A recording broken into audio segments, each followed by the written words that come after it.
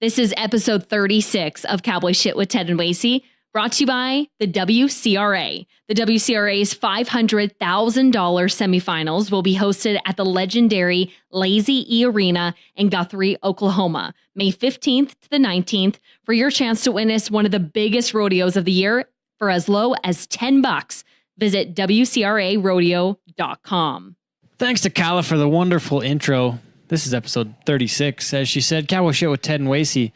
And this is The Office Floor Pod. Floor pod. Half of us are on the floor. Half of us are on the floor, half of us are in the office. That's because chair. we can only fit one chair in the office. There's only one chair. Only one rolly chair. You could just call it the casual pod because we're like, you're chilled out, I'm chilling out. That's true. I don't Yeah. usually kick my feet up, but we're doing it this time. Kick off your boots. I don't usually wear boots during a pod. I'm not a big boot pod guy. Sometimes I'm a moccasin pod Don't wear guy. your Canada West boots when you're podding. I haven't really yet. Damn. Actually, no, I probably did when we were at the... oh, careful. Sorry. Wacey tried Don't to lay have- down and he just about... Don't have enough cord on my Not enough cord my on the headphones. That almost got bad. Yeah. It almost blew apart. My phone's just vibrating, so Oh, geez. Yeah, it's okay though. keep make sure to turn your phones off and keep all hands and Don't be a Tommy texter inside during the pod. what do you call it during the podcast? The ride. During the ride, yeah. During the ride at all times. Yeah. Where are we at? What are we doing here right Man, now? we've done a lot of things. Aggie Days, Days. last week, and before that we were in Invermere. Game one of the playoffs coming up. Yeah, the playoffs. Who's your pick to win the cup this year? The Flames. That's good. Good question. The Flames. The Flames. So you It's going to be Calgary, Tampa Bay in the final. Going to be a 7-game series. Calgary's going to win in Tampa. because Game 7. because Tampa hosed us last time. 15 years. Yeah. Exactly 15 years since That'd that. be cool if we won it this time. Yeah. It'll be cool when we win it this time, won't it? Yeah, I'm really excited. What do you think? What are your thoughts heading into That's it? who I picked. We just did that thing today. You picked the Flames? Yeah. Well, I didn't do the bracket yet, but I'm going to do the bracket. I'm going to pick Calgary. Nice. So what my point was there was that we did the pick'em challenge. The box pool. And I picked all Calgary and I picked Tampa Bay. Tampa, yeah. To go, because you got to keep those guys for the whole playoffs. But you don't want to put all your eggs in one basket because there could be an upset. But you got to go for it, man. That's true. Right? There's different strategies. You got to take your own strategy and go with it. That's true. Yeah. That's true. We'll see how it goes. It's $20. What do you think's going to be the biggest upset of the playoffs? Biggest upset? Yeah. Probably the biggest one that I could think of right now would be Carolina dumping the Caps? The Caps. That would be pretty cool. That'd be neat, wouldn't it? I think mine, I didn't pick it in. I did a bracket challenge. I picked them over Dallas, but I think if Dallas upsets Nashville, that's the biggest upset of the playoffs by far. Dallas, Nashville, and then what's the other one? Isn't Columbus in it? Columbus is playing Tampa first round. Yeah, that That could be a huge trouble. upset. Honestly, If Bob has a good series. if Bobrovsky's going and they got a good roster, between Panarin and Duchesne and Dubois, and I'm sure people. It's draft lottery night too. Or tonight. What if Edmonton gets first overall again? Like, what is going to happen? Well, maybe they'll be better than they were. They need a lot of help up there, man. More than we can even think of. That's too bad. I wish. Yeah. How about Draisaitl getting 50 goals though? That's really cool. I was pumped up about that. Wasn't it? Mostly because he's on my fantasy team, but it was still pretty cool that he got her done. He was the first one to do it since I think they said Craig Simpson. Really? And because Craig Simpson had a split season in 87, 88. Yeah. Between Pittsburgh and Edmonton. Okay. He was the last one to do it in an Oilers jersey, but it's been Gretzky, obviously. They didn't really count Simpson, but it was Yari Curry, Mark Messier, Gretzky, and Glenn Anderson have been the only Oilers, and Draisaitl. It's those 5 guys. Yeah, it's pretty cool, man. Only ones ever to score. That guy catches a lot of flack for no reason. He's a good player. He didn't have a great year last year. He still was a 70-point guy, though. Yeah, and this year's a 100-point guy and 50-point guy. Yeah. 50-goal guy. So that just shows what his top end is, right? It's true. He's got a lot going on. And they only paid him $8.5 million. That's actually a pretty good deal. For a 100-point guy, man. When you compare McDavid is 12.5, and he only got 15 more points or 10 more points? Yeah, no, for not that much different. How about Kucherov, 128 points or whatever he got, and he's 129. I think. He's making 4.5 this year. Seriously? His new contract doesn't kick in until next year. What's his new contract worth? 8. Oh wow. Yeah. So Steven Still. That's nuts. Yeah. Why is his not way more? That's wild. Because he signed his contract, his extension when it was still with the Monahan Gaudreau time when it was the percentage of the cap was lower, and now it's all about percentage of the cap. So when the Flames signed Tkachuk, he's going to sign for probably the same percentage, which would be 7-8% where Monahan and Gaudreau are at, but that's going to be $9 million or $8 million as compared to what it was back at that point, right? I see. Yeah, so it's all about cap. It's not about dollar value anymore. It's about cap percentage. Interesting. Do you think that rodeo could ever go that route, or do you think it'll always be prize salary? money? Will it be a salary, or will it not? It won't be the same with salary, will No, it? it can't. Because then it kind of has to be a prize money thing, doesn't it? Yeah, and it sucks to say because like it would be awesome if we could guarantee money for our guys. You can guarantee them some to show up, like what the WCRA guys are doing. Where everybody gets like $1,400. Yeah, so then you're not like out of your pocket, but like you guarantee big money contracts to rodeo guys. It just takes away from what the sport is. It won't be the same. It won't even be the same. No, that's part of it. Like it's like that want to stay on and want to win, and that you have to stay on to win the big money. Yeah, that's part of the sport, isn't it? Yeah, and if you're like say you're JB Mooney and you're making $1 million a year on a contract, he doesn't need to go get on. He doesn't need to pick Pearl Harbor in the short round. He can pick a bull that he's gonna just ride. Yeah, he doesn't take away from it, wouldn't it? Yeah, I think that would make a big difference. It wouldn't be as extreme, would it? No, it would take some of the essence away from it. So what do you think? I guess the only thing we can do is have bigger prize money. Yeah, just make more money available. What about right now though? With the no offense to the PBR with their payout, but it's very top heavy. We've talked about that before, but how do you, like, the guys at the top are winning more money, but what about your guys in the middle? Reward them when they're not winning as much. I think with them, like, if you're on tour, you should not have to pay to travel. Oh, and not pay for hotels. Either, hey? Like, that would be a difference maker for a lot of guys. That'd be a game changer just for those guys from 15 to 35. Yeah, that's what I mean. Like, if you're in the top 35 in the world, your expenses are covered. Then they're going even if there was less prize money, hey? Yeah, even if it was, that would make a lot of sense. Even if it paid $25,000 to win the event, as opposed to $35,000. Like you're the top level of bull riding in the world. You should be rewarded for being there, right? I agree, and that would make it even better for the riders too, because then all the money they win is pure profit. Why do you think they haven't done that yet? I don't know. Maybe it's something that hasn't been posed to them, or they feel like they don't want to do it. I bet you what it is a union. I bet if there's a union, there were talks of unions different times. Unionizing like the bull riders. The bull riders, yeah. Like having like a players PBR Players Association or a Rider Association kind of thing, right? Association, yeah. But I think most leagues do not want that to ever happen, right? Have a union? No, they never want to have. You never want to have a union. Yeah, no. Then you're screwed. Then you have to deal with the and then you get lockouts and like whatever. Yeah. You don't want to not have events with JB Mooney and those are your top guys at it, right? So what do you think it might? Well, I don't want to say that's what they need to do, but they kind of do. I think that would take it to the next level, giving that opportunity to guys like who've earned their top spot in the world to not have to worry about booking their flights and paying for hotels for a weekend. Yeah, and even the guys $1,000 a weekend. That's $30,000 that they take off the prize money. If they're paying $100,000, they're only going to pay $70,000.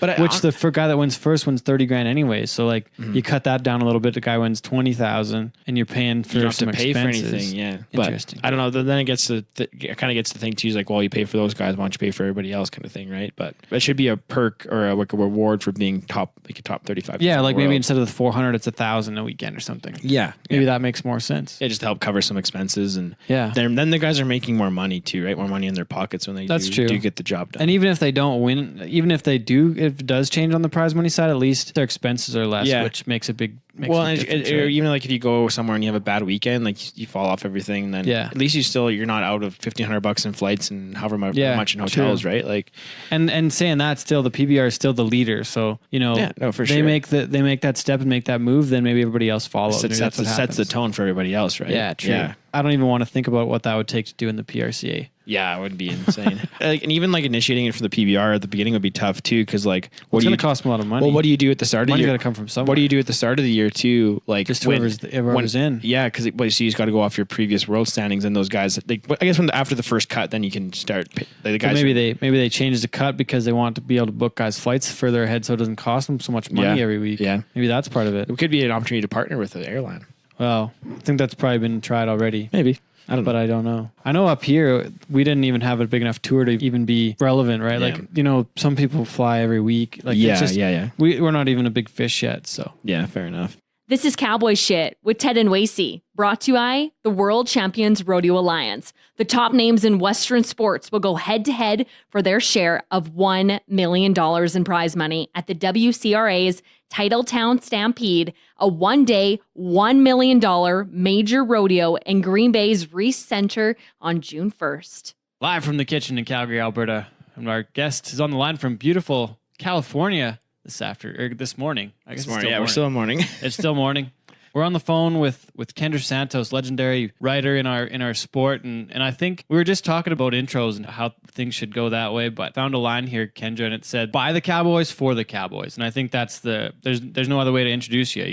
You've written you wrote Ty Murray's book, and you've worked for the PBR, the PRCA, Spin to Win, which is now Team Roping Journal. Just kind of you've done numerous things in the sport, and I don't know how to sum it all up besides by the Cowboys for the Cowboys. It's Kendra Santos. Good morning, Ted.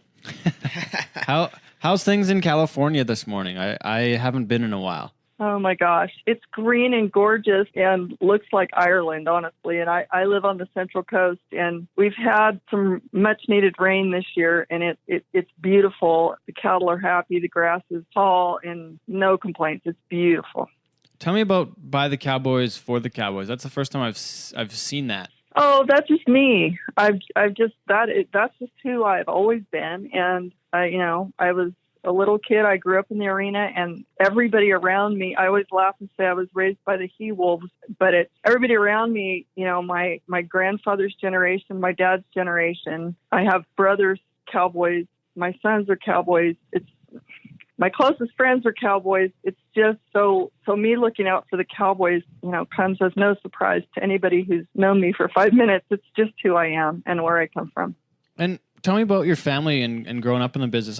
We haven't never really talked about that, but I'm curious about your beginnings in the sport and what they were like. Well, I was that little girl that, bebopped around with her dad to the rodeos. My dad was a horse doctor, a ranch-raised equine veterinarian, and he never went hard, but, a lot of his closest friends were like, the kingpins in the rodeo world at that time, the Camarillos and different people like that.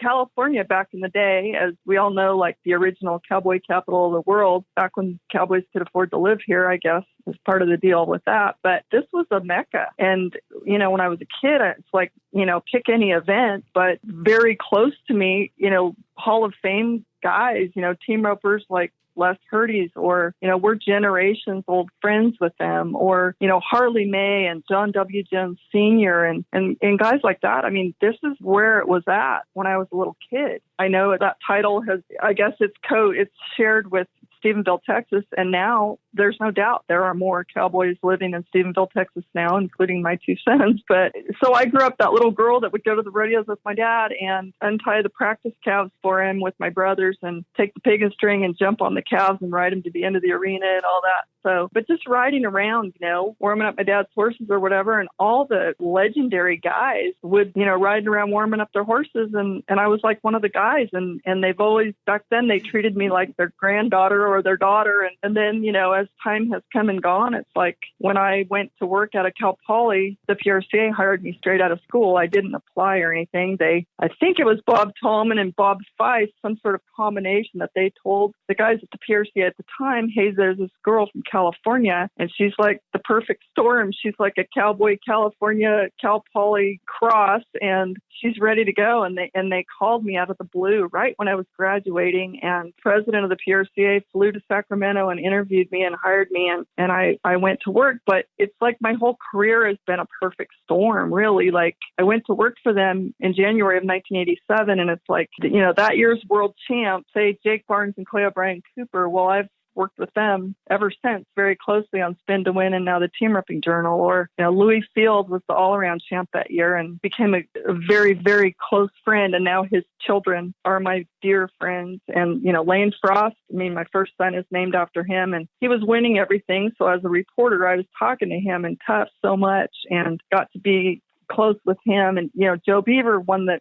tie down that year, and my son Taylor has lived with him. It's just one thing after another, the connections. But I just, the rodeo family, Cowboy people are my people. I've got to talk about Lane. I want to start there, and I want to talk about Ty as well. Talk about those first few years and working with Lane and Tough, and just what that was like and what they were like. And you're also working on a book with Lane's family right now, too. Yes, and this book is the one and only thing in my career that's hanging over my head, and I can hardly wait. Then the day is coming that we will be done. I can hardly wait to walk up to Clyde and Elsie's door in Lane, Oklahoma, and say, here she is, because they are so very dear to me. And I will also say, coincidentally or ironically or whatever, that my son Lane is making it possible, because he typed 70,000 words for me here recently in between rodeos and is doing some really important editing for me. And so I just really appreciate the team effort. But Lane, Tough and Lane, with kind of like Jake and Clay, you really don't need last names, but it's just what a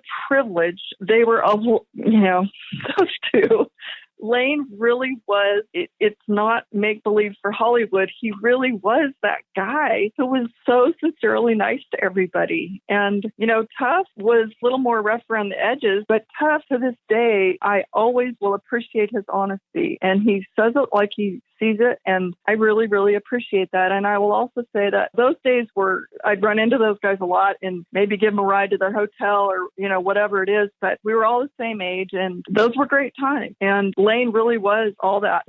Tough would give him so much grief about kissing babies and being a politician, and they were always waiting on Lane and all that. And that's all true. But I'll also say that when Lane, left so suddenly and ripped all our hearts out, but he took on some of Lane's traits after that. And when the PBR started, I was there to see that Tough was always the last guy out there signing every last autograph. And if the autograph line was literally, in Albuquerque, New Mexico or whatever, around 3 street blocks, and he was supposed to be done at 4:00, he would stay there till whatever time it took, talk to the last person and take that picture and sign that autograph. He really stepped up when Lane left. And I have so much respect for him for that. And Tough, he will always be one of my closest friends, because if I got in a bind on my very short list of people and he's done it, where he'll send a plane or show up, or the last time something really hard happened for me and Tough got wind of it and called and said, "You need me to get on the next plane." That's who Tough Hedeman is. And I think that surprises a lot of people probably, but there's no more loyal friend, quite honestly.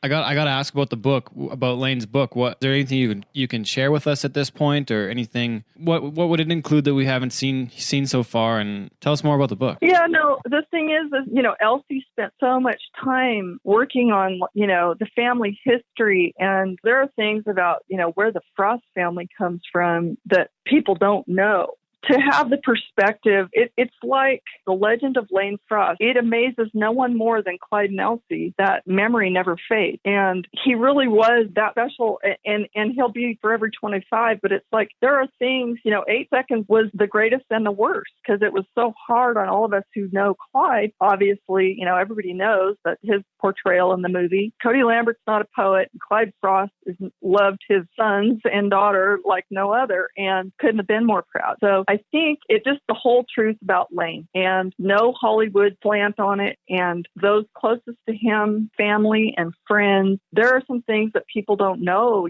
with timed event cowboys that happen with Lane. A lot of people don't know. I mean, I remember clearly Lane roping calves at Cheyenne on his brother-in-law, Rick Kyle's roan calf horse. And a lot of people don't remember stuff like that. But the pictures, if you go to Clyde and Elsie's, and last time I was there, Elsie made Lane's favorite chocolate cake, and here you are at the kitchen table, or we go into Lane's room, and it's like that access to one of the forever legends of our sport. And it's such a privilege to me, and I'm just really excited about seeing, the end coming where we can share this with people. And I'm very, very honored that they picked me to be the one to help them get it done. What's the release date on that book, and what might we see it, or how far along in the process are you? I think ASAP. We're very far in the process. It's down to the small parts. There's not a release date. We're getting very close, because we basically have a draft. So now it's fine tuning, and it's really hard when you have thousands of really cool pictures to narrow things down. So I can't give an exact release date, but it's coming sooner than later, and no one's going to be more excited about it than me. It's probably in the next year or so, though. I'm thinking it sounds like it's getting really close. Yes, sir. Yes. So I didn't even know that was happening, so I'm excited about that too. Yeah, thanks. I am so happy about it. How much different is and was it writing about Lane, though, compared to Ty, where the Ty's book is in his own words? Well, it's a very different process. I mean, working on Ty's book was really fun too. I went to his house in Stephenville, and we were a couple of dorks. And it's when, he still had roommates and stuff, but he'd be trying to show me so that I can put into his words correctly about using your free arm, for example, for part of it. And he had me, riding the back of the couch, and he'd push me off to the side and to where I could figure out what I had to do, throw my free arm back the other way to keep my balance and keep my center on the couch. And I mean, it was quite the process, but it was a lot of fun. So, but this is the kind of, that kind of access. It's like Ty, the night he broke Mahan's record, and I just feel so, again, privileged to be able to be the one to be there to see Ty Murray Mahan was standing there to be the first one, who had mentored Ty as a little kid at times and done some crazy things like taking Ty up in an airplane and then, pretending to take a nap and, scaring this little kid to kind of test his mettle and see if he would panic. And I mean, there's some crazy stories there, but when Ty that night I was still in the press room at the NFR at the Thomas and Mack, and I'm like the last person in there and trying to get everything finished up. And I was writing some stuff on the side, for Ty, like first person stuff that we did together, NFR report and different things. And it's down to everybody's gone, but maybe me and Dwayne Erickson or whatever. And I hear these clinking spurs come running up the tunnel at the Thomas and Mack, and it's Ty. And he's come back and he's like, shut that thing down. We're going. And so I got to go to the top of the skyscrapers and all that to celebrate that all around title that passed Mahan, and stuff like that is like so precious to me. Or I invited Ty to come when Trevor Brazile was breaking Ty's all around record. And I said, man, you got to be there. You've got to be the guy who shakes his hand. And of course he was there with bells on to do it. And that's who these guys are, but I feel like I have a pretty special bunch of brothers in this cowboy community, and I don't take it for granted. I'm really lucky. Tell me about Chicago. We got to go back to that, about how it was something different for you. Right. Well, and as Ty used to always say, records were made to be broken. And he was the first guy to say, I want every money record to be broken every year in rodeo, because that would be progress for our sport. And I couldn't agree more. And, the WCRA,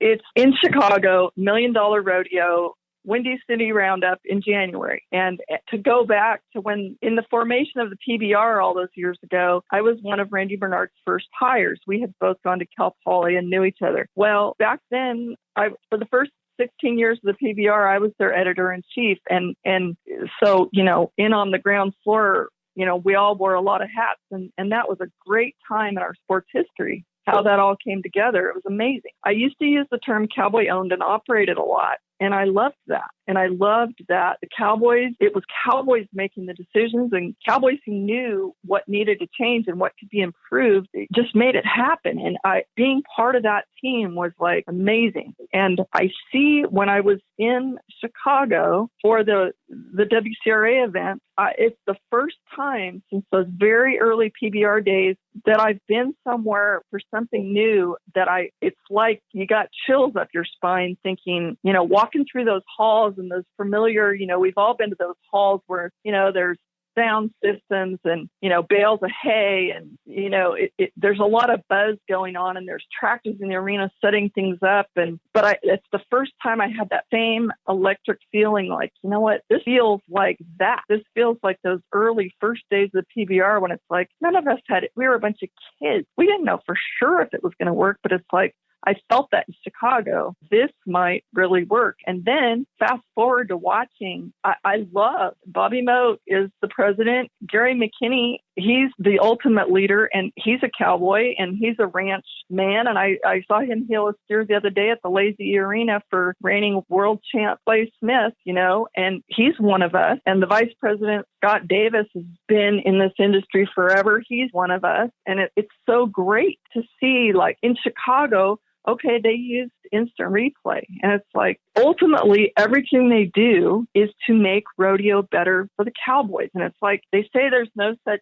thing as bad press, as in our line of journalism. Well, it's like, there's no such thing as bad new money for cowboys and cowgirls, like progress. Professional rodeo as a career is very, very hard. And these guys know it. They've done it. They've been there. And it's like, what would make it better? They know. And that's why, back to my personal slogan of by the Cowboys for the Cowboys, it's like the Cowboys know. So let's listen to their input. Bobby and Scott and Gary, there's no foolish pride there. Casey Field, Trevor Brazile, circuit guys, Justin Thigpen, here he comes, a house of fire from the IPRA. He just won the timed events championship. It's like it's all good. We're too small a pond for the politics and the infighting that has been one of the banes to our existence forever. And it's like, what if we all worked together and tried to raise the bar on rodeo? Everybody in the industry would benefit. And that's the mentality here. You will never hear Bobby Moat badmouth anybody who's trying to make rodeo better. And I applaud that because I'm the same same way. Let's all work together. And this is new money. And, I just did a story about team ropers, Garrett Tanazzi and Joe Mattern winning $62,500 a piece in Chicago. Wyatt Denny won $50,000. It's like there are a few people like that who've won like approaching or over $100,000 at 2 or 3 rodeos. That makes a difference in a guy's life. And so I just love the idea of putting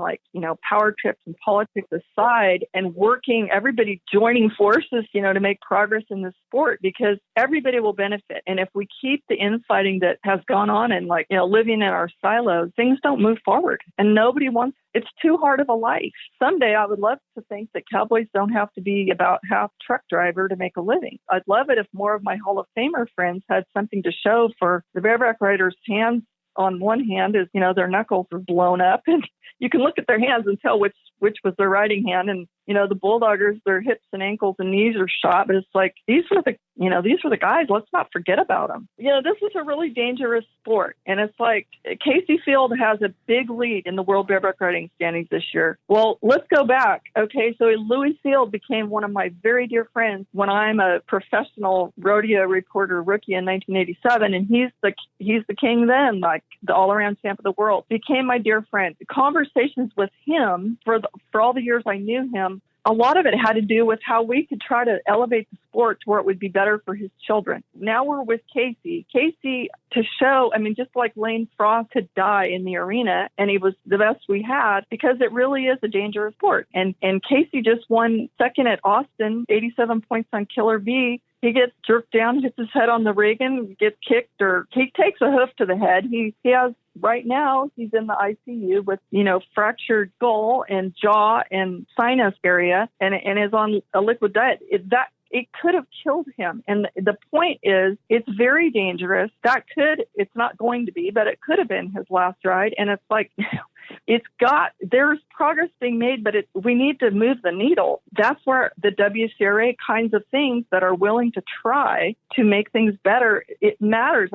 Louis Field was the first guy I called when the last NFR contract was signed. He was literally my first phone call, because we had talked for so many years about what we could do and how we could do it, and what about this and what about that, and trying with all our might to make it better for Casey's generation. And now we all need to do whatever we can do so that, the generation of Casey's kids and all our kids will have it better, because careers can be short. And when you go all in, which is what it takes to make it in this game, you need to have more to show for it when you're done. And I just feel so obviously very strongly about this. It is possible. Yeah, absolutely. Absolutely possible. Kendra, we've talked kind of about a little bit of everything here so far, but I want to go and talk ideas here as far as the best cowboys ever. We've talked Trevor a little bit. We've talked Ty a little bit. How would you compare those two? And who, do you think Trevor could ride a bull and win in the bull riding, or the bareback riding, the bronc riding? Can Ty do it on the other side? Who's the best ever that way? Do you compare the titles differently? I'm curious that way. We can all talk on this a little bit. I think it's about impossible to compare. I don't know.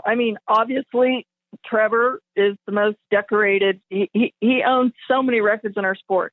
But you start comparing eras and different things. The comparisons and the what ifs never stop. It's like, for example, okay, take the calf roping. Dean Oliver, he was a bad cat back in the day, but the calves were 3 times at least bigger than they are today. He might step off the left, duck under his rope, and flank and tie. He might even leg one and win something from the offside, where people today wouldn't even know what that was, but he did it because he had to. So it's impossible. Like, do you say everybody's short list includes Dean Oliver, Cody Old, Fred Whitfield? There's such an era there, Joe Beaver, but comparing with the different conditions, a lot of people will say, well, it would have been interesting. Joe Beaver from South Texas, it was the perfect storm timing for him that when he's a rookie, it moves to the Thomas and Mack, where it's, the conditions, Joe was great under all conditions, as were all those guys. But it would be really interesting to time travel, because I think, as Oatberry says, the great would have figured out a way to be great in any era. But, when you start talking about best evers, how do you determine who's the best cowboy ever? Look at, was it 1971 or 2, where Ace Berry and Phil Line both win the NFR, Ace in the team roping and bareback riding, Phil in the calf roping and bull riding. They win events from different ends of the arena the same year. That's an amazing feat. we may or may not ever see that again, but it's like, well, so is the true all-around cowboy from both ends of the arena or not? I mean, how do you compare Phil Line to Trevor Brazil? It's a very interesting conversation. I just think we should just all agree it's a great conversation, but I don't think there's a right or wrong answer. I think that it's part of our sport that one thing we're missing, I think, are some of those conversations sometimes in the public forum. I mean, with other pro sports, they have lists of the greatest ever in football and hockey and golf. They talk about that and converse about the thing all the time, but I feel like we don't talk about that as much as they do, or we don't. It seems like we're always scared to offend someone. Is that not right? Yeah, I guess I don't feel like I am. I think a lot of times it gets generational. It's really interesting. I'm never afraid to have those conversations, but I think it's amazing how fast people forget. I remember when Harry Vold tells me, hey, there's this kid, you need to look for him. I sat next to Harry for decades in Sean Davis's NFR meetings before and after every performance. And he tells me one year, there's this kid you need to look out for. It was Ty. And here comes Ty, and we get close real fast. Ty had never heard of Gene Rambo. Gene Rambo is one of the greatest all-around cowboys ever. And I'm just saying, now you may even be able to find a kid, I hope not yet, that, doesn't remember all of what Ty Murray was all about, but it's like, I'm the person, like, I don't want anybody to ever forget any of these great people, great cowboys, because what they did in their time was amazing and it was part of the evolution. But these guys that owned eras of our sport, I mean, my God, yeah, let you talk about it. And I don't even say that we need to say, well, this guy's not as good as this guy or whatever, but they're all pretty darned amazing in their own way. And by the way, to make it in our sport, I mean, they had to be part trucker. And I mean, it's very tough financially. It's hard on families. It's like there's so much sacrifice. And that is, again, why let's not slam the door in the face of entities like the WCRA who are trying to raise the bar to make it better so that when people walk away with a limp, they have something to show for, they wowed the crowd all those years. Let's say thank you and not forget and make it better for their kids and their kids, Oh, yeah. One of the things we ask every guest is what their definition of cowboy shit is. And with you being a cowgirl on the cowgirl side of things, you had said before you considered yourself one of the guys when you were a kid growing up in the sport. So this is kind of two parts, your definition of cowboy shit, but how that phrase is I think it's kind of gender neutral almost. It's kind of like more of an idea than it is about the cowboys. It's kind of an essence more so, I would say. Yeah, I totally agree. And it definitely applies to everyone. It is not gender-based, but yeah, cowboy shit. I think, and I mean, it also applies to other areas of our lives, but I feel like no excuses, tough, try your guts out every time, honest, hardworking. I just think it's a bunch of basic principles that, it's like, do the right thing, be honest, work hard, try your guts out, never make an excuse. You got to be tough. That'll get you a long way in life, whether you're in the arena or not. I agree with you totally on its part of being successful in our lives and in the arena too. And it's kind of what the PBR is doing now with their Be Cowboy campaign. It's kind of a similar thought, I would say, almost too, with how anybody can be a cowboy, really. It's more of even cowboy itself is a thought, I guess, or kind of I'm looking for the right word again here. I think so that you're right. And it's like from the beginning of time, every little kid has wanted to be a cowboy, and that it's something to be so proud of. And I feel like our great champions, they have that in common. But by the way, it's like talking to Clay O'Brien Cooper the other day, Hall of Famer, 7-time world champion. And he was saying, if I would have applied these same principles that I just listed, these same traits and characteristics and codes to live by, he said, if I would have been a guy who built skyscrapers, I would have been successful, or it doesn't matter what you do. If you apply the cowboy code principles, you will go far in this world. And, cowboys' careers don't last forever, but being a cowboy does. And, these guys that go on, after their rodeo days, they never stop being cowboys. And there's a lot to be said in every walk of life for what it means and how far it will take you if you be a cowboy. Well, I think that's going back to the WCRA stuff, that's kind of what they're rewarding. They're rewarding you for being a cowboy, and they themselves are taking that to the big cities now with the rodeo business again, where it hasn't happened before. When's the last time there was a professional rodeo in Chicago? Or they're going to Green Bay here soon for the next event. That kind of stuff doesn't happen. And they're going out on a limb to go and do that kind of thing and taking a big risk to try and make something change and change the industry, change the rodeo world. That's absolutely true. And, that brings me back to the first time I met Gary McKinney, who has the most at stake and the most on the line and is sticking his neck out the very furthest of everyone with the WCRA. The first time Oat and I had breakfast with Gary McKinney and Bobby Moat at the rodeo during the Reno rodeo. And me being a person who asks questions for a living, of course, they start saying, well, what they're, wanting to do. And it's all based on making the sport better for cowboys. And I kept, asking, well, what about this? What about that? How would you handle this or that? Whatever. And when we were done with breakfast and that those poor two guys were done fielding all my questions, which they answered every single one. And I loved their answers because they were all cowboy based. Gary McKinney said, if in the end, no matter what we do, if in the final analysis, we have made the sport of rodeo better, then we will have won. And isn't there a movie like He Had Me at Hello?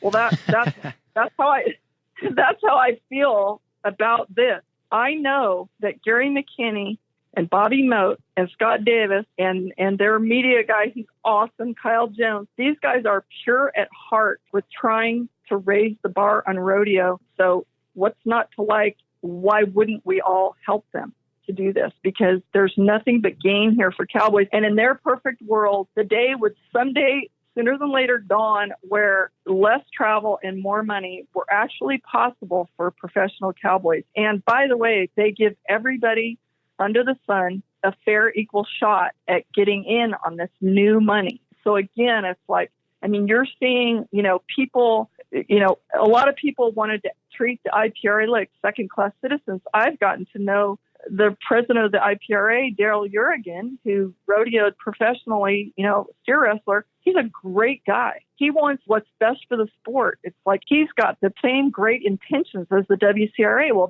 they have formed an alliance. Well, great. And Justin Thigpen, who is a superstar in the IPRA, well, people want to say, well, they're second rate, whatever. Really? Because he just stepped up with everybody, including our king, Trevor Brazil, in the mix at the timed event, and he won it. And I'm not saying he's a better cowboy than Trevor Brazil, but I'm saying he's a great cowboy. And I saw him rope at the PRCA rodeo at San Antonio the other day, and this guy, he's in the top 15. He chooses, he has a family, he lives in Georgia. He has chosen to have a life. He's also a stock contractor. He's chosen to have a balanced life and maybe not live on the road without his two little boys and his wife, never seeing them, which a lot of guys have sacrificed. But he has the talent, and the WCRA is not being exclusive. They're being inclusive, and they're saying everybody is welcome to throw their name in the hat, and let's decide on merit. Like the circuit guy who works during the week or maybe as a rancher or whatever, for whatever reason, that doesn't mean these guys are lesser than.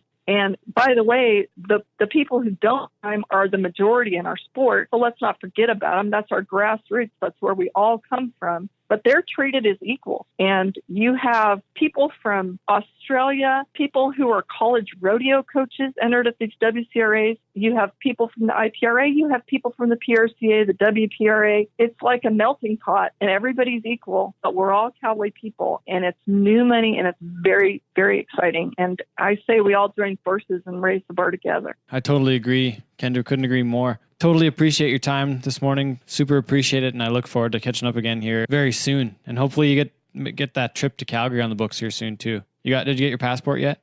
I've got to do it. I'm working on the passport, and I so will regret the rest of my life to not go camp on Dwayne Erickson's Chesterfield. Yeah. When I had the chance. But yes, I cannot make the same mistake twice. I got to get there. Sounds like a plan. Well, we look forward to it, Kendra. Thanks again. And we'll catch up soon. Thanks so much, Ted. Awesome. Thanks for all you're doing. Hey, no worries. You're listening to Cowboy Shit with Ted and Wacey, brought to you by the World Champions Rodeo Alliance. Favorite song right now? Go. My favorite song right now? Yeah, right now. Oh, man.